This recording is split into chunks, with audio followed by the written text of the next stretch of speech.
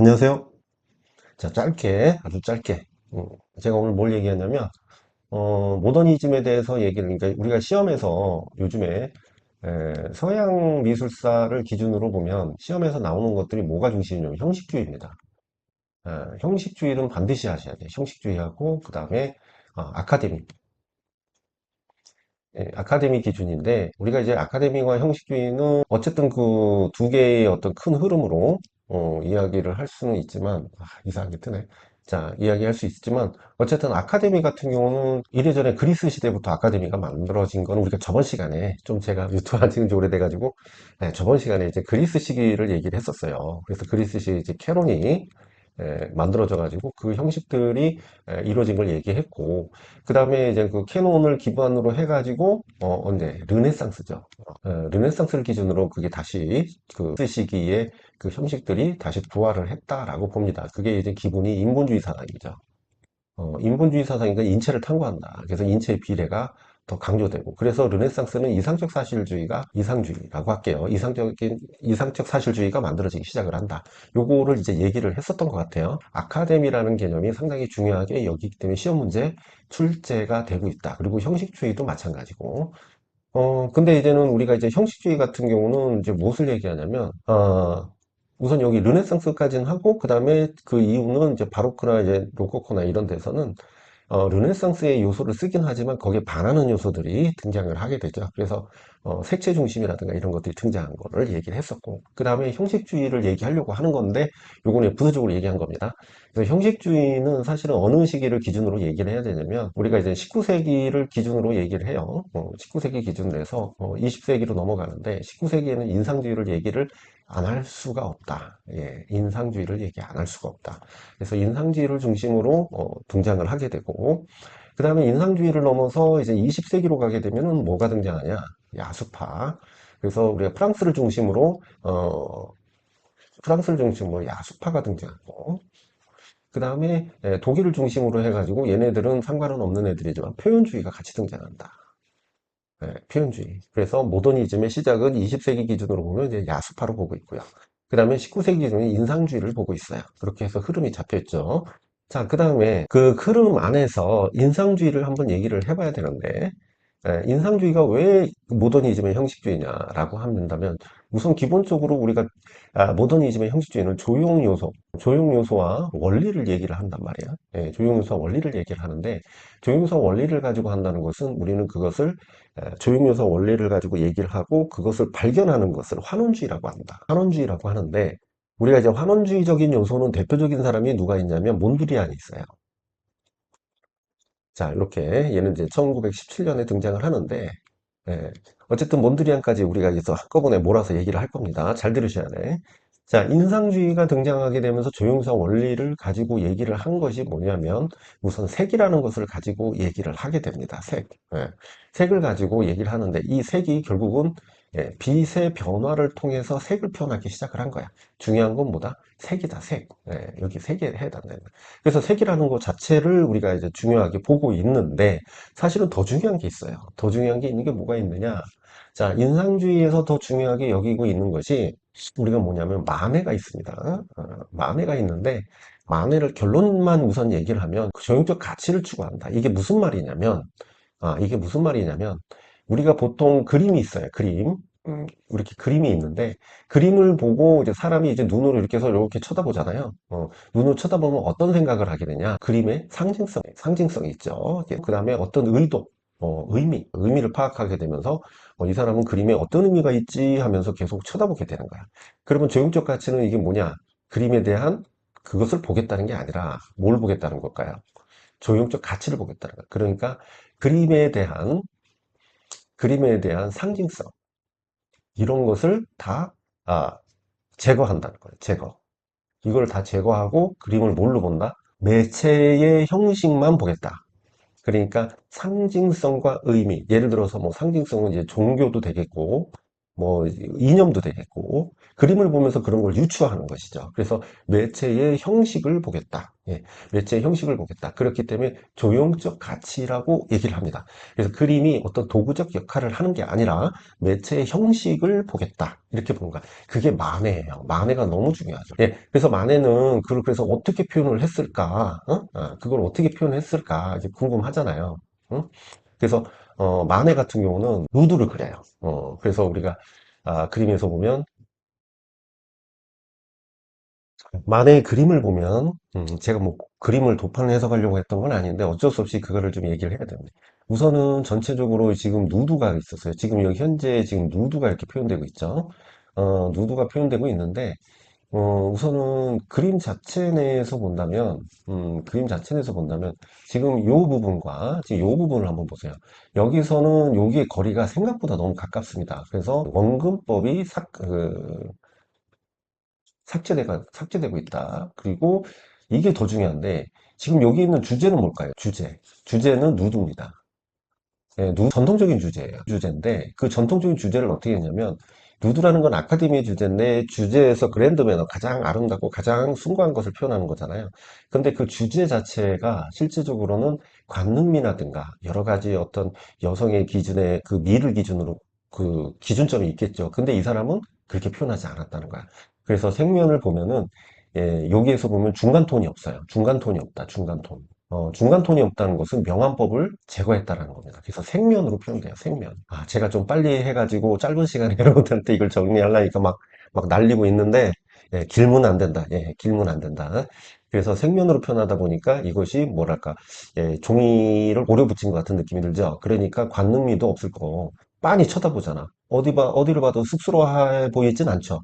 그러니까, 기존의 아카데미 기준에 벗어난 거야. 그러다 보니까 얘네들이 그 기준에 벗어나서 누드를 그리면 뭐라냐? 외설이라고 한다. 외설. 외설이라고 하면서 비판을 하게 돼요. 그래서 이런 부분들, 그쵸? 그래서 너무 당당하고 여사가 벗었는데도 너무 당당한 거야. 그래서 기존의 법칙이나 이런 기준들, 원근법을 다 제거하니까 그림의 어떤 내용인 거에 관심을 안 가져요. 예, 그림의 관심의 주제에 관심을 안 갖게 돼. 그래서 이 물감 자체의 매체에만 관심을 갖는 거야. 매체에만. 매체만 관심 가지니까 어떻게 해? 얘는 결국은 평면적인 화면에다가 평면적인 그림을 그리니까 그거 자체가 형식주의의 시작이라고 보는 겁니다. 물론 전면균질적인 어떤 평면화의 개념이 딱 와닿는 부분은 아니지만 원래가 우리가 생각하는 모더니즘의 형식주의는 추상을 얘기하죠.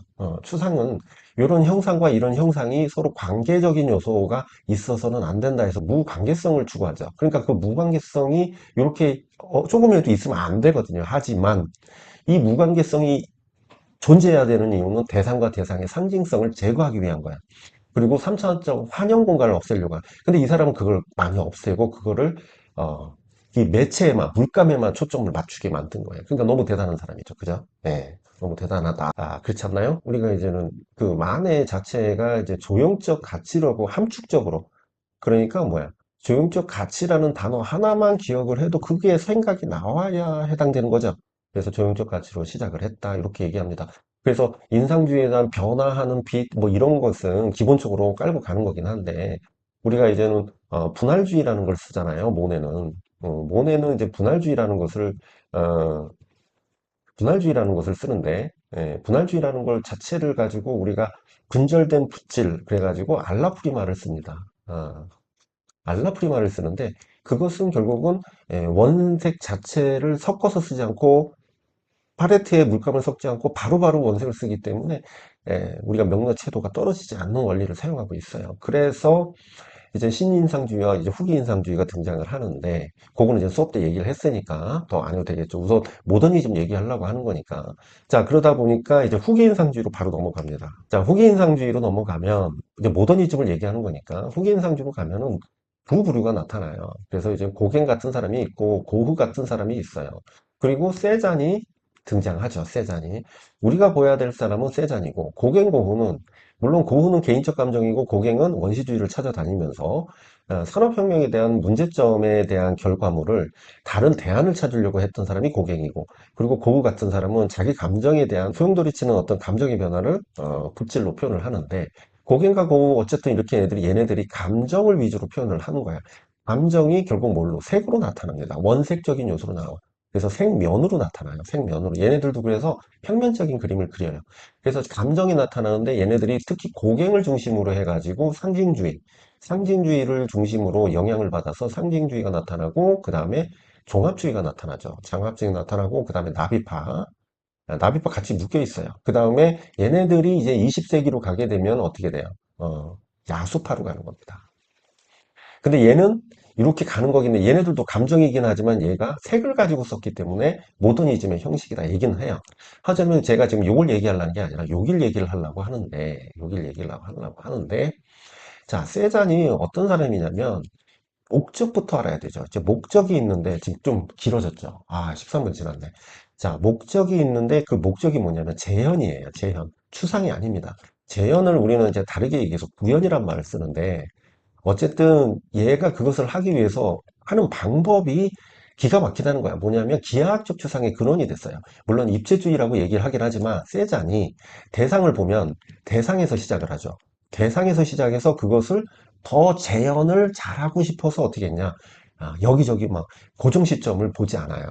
고정 시점을 사용하지 않고 다시점을 사용합니다. 자, 다시점을 골고루 보니까 시간성이 들어가요. 그래서 다시점으로 보고 그것을 단순화를 시켜요. 단순화. 자, 단순화를 시키고, 자, 그 다음에 단순화를 시킨 다음에 어떻게 해야 돼요? 단순화하고 그것을 분해합니다. 이게 단순화는 이제 뭐 원추라든가 원기둥 뭐 이런 식으로 보겠다는 거죠. 원기둥 뭐 이렇게 보겠다는 거죠. 그래서 분해하고 그걸 재구성하는 거예요. 재구성. 이 방식이 입체주의에서 그대로 가요. 분석주의 입체주의. 그래서 요게 이제 특징이란 말이야. 근데 이 방식이 결국은 뭐냐면 얘네들이 이렇게 하는 것은 대체적으로 본질을 대상의 본질이라고 하는데 이 본질이라는 게 추상에서 대상이 본질은 아니고요. 이게 이제 어차피 대상을 정확하게 표현하려고 하는 거죠. 정확하게 표현하는 게 본질이라고 하는데, 근데 이것이 결국 환원지를 이끌게 만들어요. 예. 그래서 결국은 얘네들이 고갱이 있었죠. 후기 인상주의에서.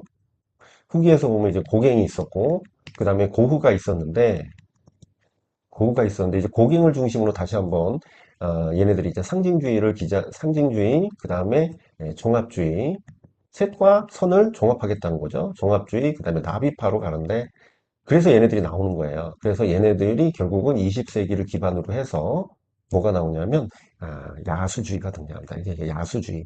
그래서 야수주의는 그냥 색을 많이 사용했고, 장식적으로 가기 때문에 그렇게 이해를 하시면 돼요. 그래서 이게 색의 자율성을 줬다. 자율성. 이렇게 줬다고 보는 거예요. 그러다 보니까 얘네들이 시작점이다. 이렇게 보기도 해요. 20세기니까. 그런데 중요한 거는 얘들이 그러니까 1904년 얘네들이 이제 1904년 정도에서 시작을 해요. 그러면서 얼마 가진 못합니다. 그러면서 얘네들이 1904년부터 1906년까지 1906년까지 가는데 1907년에 뭐가 등장해요? 입체주의가 등장해요. 자, 지금 모더니즘 설명하려고 여기까지 왔는데 입체주의가 등장하는데 입체주의에서 뭐가 등장하냐면 기하학적 추상의 개념이 나타납니다. 그래서 세잔의 개념을 발전시키죠. 세잔의 개념을 발전시켜요. 발전시켜. 그래서 입체주의에서 세잔적 큐비즘이 있고 그 다음에 뭐가 있어요? 세잔적 큐비즘하고 그 다음에 분석적 입체주의가 있고 큐비즘이 있고 그 다음에 종합주의가 있는데 또 종합주의하고 또 분석적 입체주의 가게 되면 또 되게 할 말이 많은데 제가 지금 벌써 17분, 20분을 달려가고 있네요. 자, 여하튼 이렇게 해가지고 입체주의에서 결론은 뭐냐? 입체주의, 기하학적 추상까지만 얘기를 하고 그만할 것 같은데, 입체주의에서는 분석적 입체주의가 있는데, 얘네들은 세잔의 방식을 그대로 하면서 색을 없애요. 그래서 색을 단일화 시켜가지고 전면 균질의 어떤 특성이 나오는데 형상을 알아볼 수가 없어. 그래서 우리는 대상을 쪼개고 세잔보다 더 많이 쪼개서 데컴포제라고 하죠. 데컴포제라고 하는데 이 데컴포제 형식이 결국은 형상을 알아볼 수가 없는 거야. 그래서 이게 전면 균질이 나와요. 전면 균질이 나와. 형상은 좀 보이긴 한데 전면 균질에서 평면화가 나는 거예요. 평면성. 그래서 조형성이 강해졌다. 이 얘기가 평면성 때문에 그래.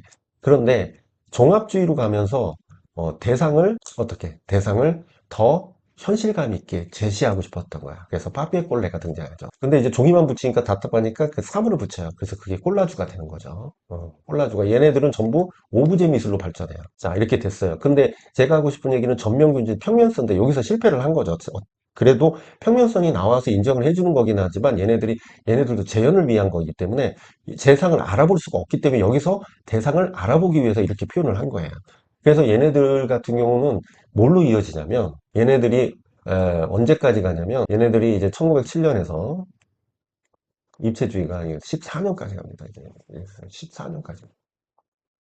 얘네들이 1914년에 1차 대전이 일어나죠. 1차 대전이 일어나는 시기인데 요때 미래주의 입체주의하고 그다음에 미래주의, 광선주의, 그다음에 저기 뭐야 오르피즘 얘네들이 다 등장한단 말이죠. 그런데 여기에서의 그런 어떤 이주파의 양식이 등장을 하면서 굉장히 오랫동안 그 형식이 이루어진 1917년에 몬드리안이 등장을 하는데 근데 양차 대전 바로 그러니까 1차 대전 바로 전에 뭐가 냐면 1915년에 누가 등장하냐면 러시아 아방가르드 중에서 구성주의와 그다음에 절대주의가 등장하는데 회화적인 면에서는 절대주의가 절대주의. 그래서 말레비치의 절대주의는 이제 절대 감성에서 시작하죠. 절대 감성. 근데 몬드리안은 대상에서 시작합니다. 대상에서 본질을 찾는 거예요. 둘 다 본질을 찾는 거예요. 본질을 찾는 건데, 몬드리안은 환원주의 입장, 대상을 단순하기 때문에 환원주의로 가요. 환원주의. 근데 얘는 절대 감성에서 세상에 존재하지 않는 사각형이라는 걸 발견하고 그거를 제시하는 거야. 둘 다 그러면 결론은 뭐냐면, 15년과 17년 사이에 등장했던 것이 기하학 추상이 등장하는 거예요. 이게 기하학적 추상은 되게 계산되고 철저한 환원주의 입장을 취하기 때문에 기하학적 추상이 우리가 실제적으로 입체주의와 그 여파로 가장 훌륭하게 환원주의를 제시한 게 이 두 양식이에요. 그래서 몬드리안도 나왔었고 절대주의가 안 나왔어요. 예. 그래서 기하학적 추상의 기원이라고 볼 수가 있는 게 입체주의면서 물론 인상주의의 세잔이긴 하지만 그래도 전체적으로 어떤 합리화시키고 전체적인 평면화가 이루어진 거는 입체주의였다. 그래서 기하학적 추상의 절대주의와 몬드리안의 형식이 이어지게 된다. 이렇게 보시면 되겠죠. 그래서 모더니즘의 절정기를 이야기를 하고 있었어요. 그러면서 이제 기하학 추상을 거부하면서 나중에 이제는 전쟁으로 인해서 여러 가지 요인들이 등장을 하죠. 그래서 1915년을 기점으로 해가지고 뭐 이제 다다가 일어나고 이제 다다가 일어나면서 초현실주의가 일어나면서 뭐 거기서 나름대로의 전쟁에 대한 관련된 무의식과 그다음에 우연성을 기반으로 나타나는 것들이 등장을 하게 되는 거예요. 그래서 이게 핵심입니다. 아이고 이 시간이 너무 길게 안 한다고 했는데 또 길게 됐습니다. 왜냐면 이 많은 내용을 함축적으로 얘기하려다 보니까 그러네요. 그러니까 이게 맥락이 있는 애들은 어쩔 수가 없어요. 이걸 다 설명해야 되니까. 자, 그래서 오늘 여기까지 하겠습니다. 감사합니다.